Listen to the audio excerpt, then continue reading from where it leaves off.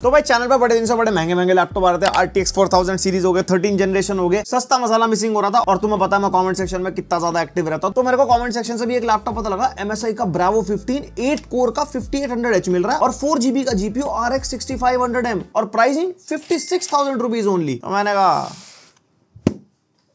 तुम कुछ बोलो और हम ना करें, सब हो थोड़ी सकता है। और जिस दिन मैं वीडियो शूट कर रहा हूं उस दिन इसका प्राइस 56,000 है, बाकी ऊपर नीचे होता रहता है, लेकिन आता ये अंडर 60,000 ही है। और बाकी फ्लिपकार्ट में बिग सेविंग डेज चली रहे हैं 4 अगस्त से 9 अगस्त तक, और उसके अंदर आपको ये लैपटॉप 55,000 तक का मिल जाएगा एंड उसके ऊपर कार्ड वार्ड ऑफर लगा के उससे भी कम आप ले सकते हो। तो डब्बा खोलते हैं और सारी बातें डिटेल में करते हैं। यहाँ पे मिल जाता है हमारे को ऐसा डब्बा, ब्रावो की चील बन रखी है यहाँ पे, गेमिंग लैपटॉप।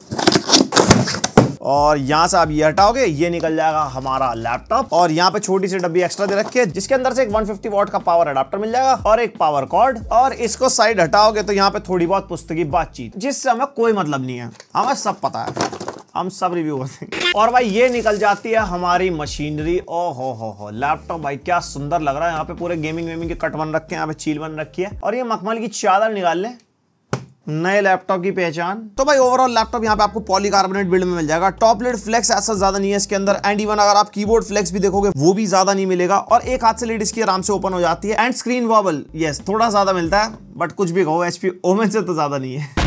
और यहाँ पे इसकी लिड पूरी की पूरी 180 डिग्रीज तक कुछ इतनी खुल जाती है। और टॉप लिड में हमारे को गेमिंग वेमिंग के डिजाइन मिल रखे हैं, एक चील वाला लोगो मिल जाएगा, उसकी आंखों में लाल लाल पेंट कर रखा है इन्होंने। एंड इंटीरियर में अगर आप देखोगे कीबोर्ड के ऊपर आपको थोड़ा सा डिजाइन मिल जाएगा जो हमारे एयर इनटेक के वेंट्स ही हैं। और पीछे से हमारे को कुछ इस तरीके का माहौल मिलता है एयर इनटेक के लिए। पीछे हमारे एयर एग्जॉस्ट के वेंट है और एक लेफ्ट में एयर एग्जॉस्ट वेंट है, राइट में कोई एग्जॉस्ट वेंट नहीं है, राइट में सिर्फ पोर्ट्स है। और इस लैपटॉप का वेट 2.3 kg के आसपास हमारे को मिल जाता है। और भाई बेस्ट पार्ट इस लैपटॉप का इसका CPU स्पेसिफिकेशन की बात कर लेते हैं। AMD Ryzen 7 5800H हमारे को मिल जाएगा जो हमारा 8 कोर 16 थ्रेड्स का प्रोसेसर है। और RX 6500M GPU मिलता है जो हमारा 5500M का सक्सेसर है, उससे बेटर परफॉर्मेंस देगा। 4GB वाला GPU एंड इसकी ना वॉटेज कहीं पे मेंशन भी नहीं थी और अंदर भी नहीं दिखाई दी। हमने गेम टेस्ट के थ्रू जज किया था, मैक्सिमम 41 वॉट तक जा रहा था, तो मेरे हिसाब से 45 वॉट का ही होगा विद डायनामिक बूस्ट। और बहुत लोगों का सवाल रहता है ना 3050 और 6500M में कितना डिफरेंस है। देखो 3050 वाले अगर आप लैपटॉप लोगे ना तो 75 वॉट TGB तो बेसिक मिल जाती है, वरना उससे भी कम वाले अगर लैपटॉप लोगे तो 40 वॉट की TGB मिल जाती है। एंड 3050 के अंदर आपको ज्यादा बैंडविड्थ मिलती है एज कंपेयर टू 6500M। ऊपर से RT कोर्स भी मिलता है, तो रे ट्रेसिंग का थोड़ा बहुत फायदा मिल जाता है। 4GB में इतना नहीं मिलता, बट यस 3050 बेटर है एज कंपेयर टू 6500M। और 8GB DDR4 रैम मिल जाती है सिंगल चैनल में 3200 मेगाहर्ट्ज क्लॉक स्पीड वाली। और भाई मैक्सिमम 64GB तक आप इसको अपग्रेड कर सकते हो, ऑफिशियली MSI ने बोला है। और यहाँ पे 512GB की Gen 3 SSD मिल जाती है जिसकी रीड एंड राइट स्पीड आपके सामने है। और यहाँ पे मैक्सिमम 2 SSD के स्लॉट मिलते हैं, एक ऑक्यूपाइड मिलेगा, एक फ्री मिलेगा। मैक्सिमम कितने अपग्रेड कर सकते हो वो नहीं पता, बट 1 TB मैक्सिमम पर स्लॉट तो हो ही जाती है, उससे ऊपर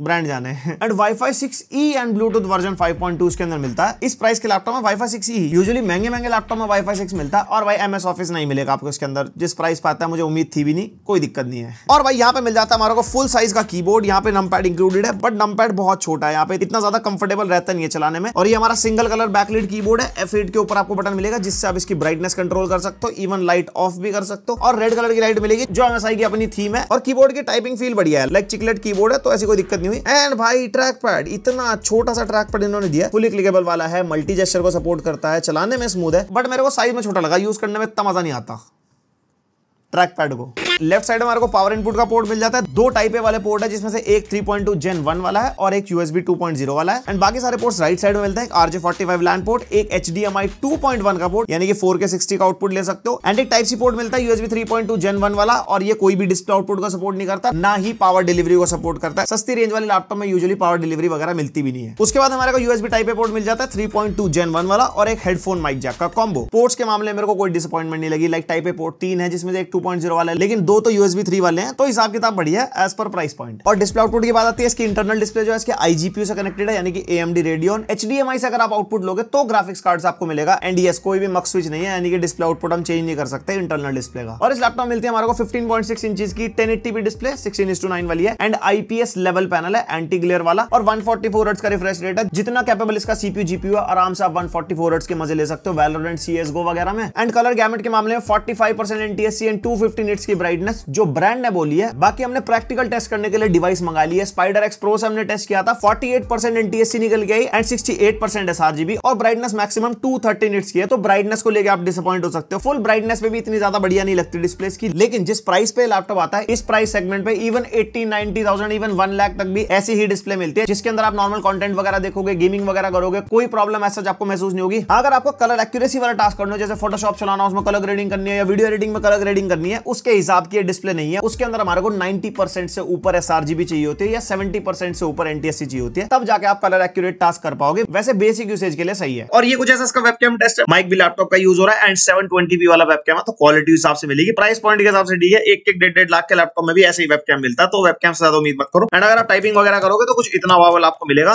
और आवाज जो आई होगी माइक में वो भी बताना कमेंट करके।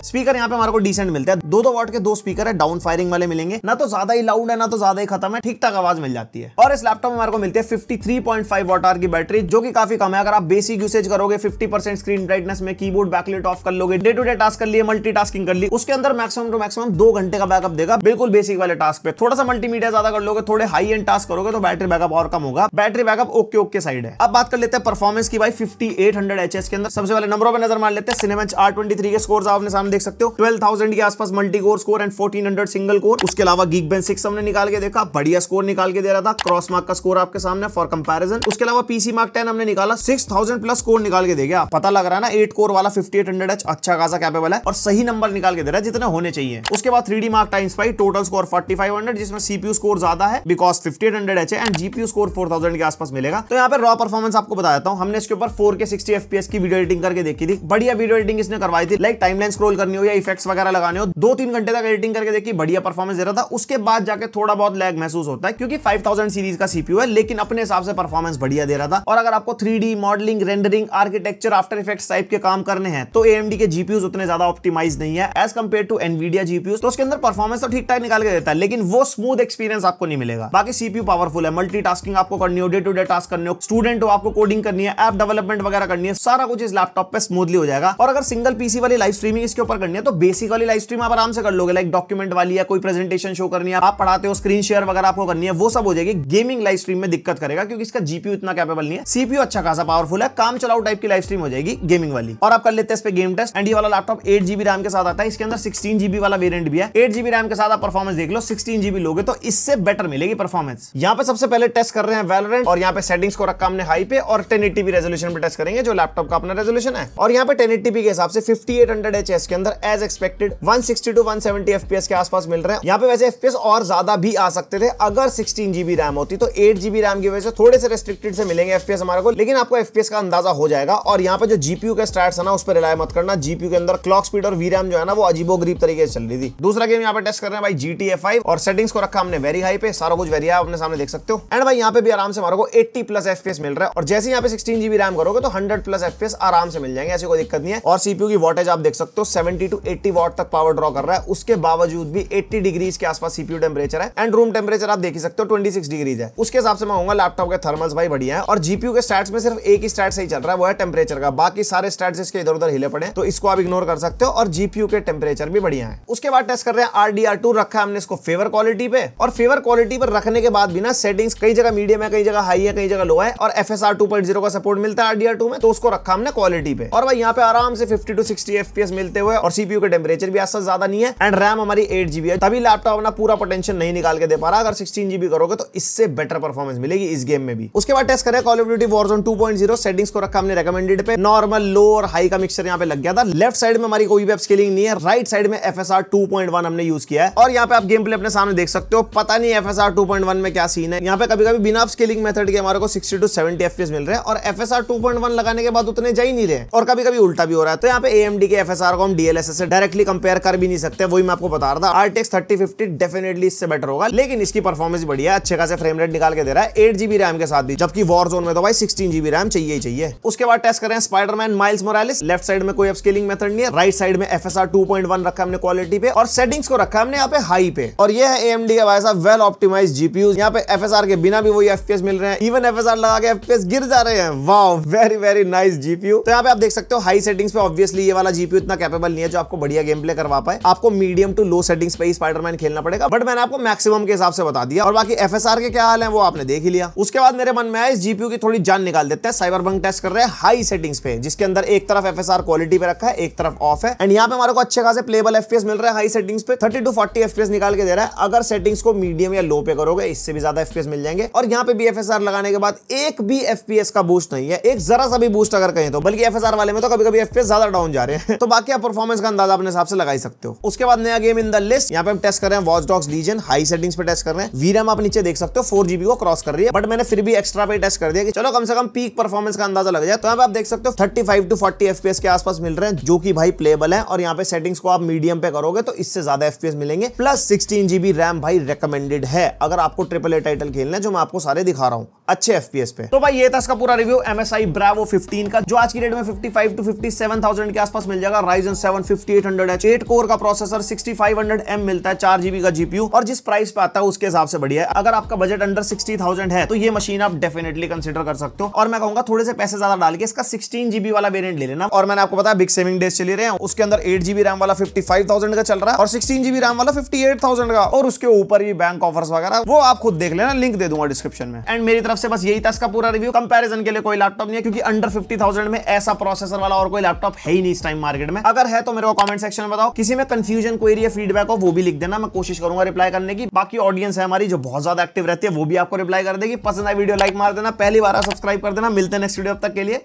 Bye. Play the game like it's nothing. I'm always thankful for something. Don't take for granted. Stay humble. Now wake up. It's time to look at the enemy. Look in the mirror.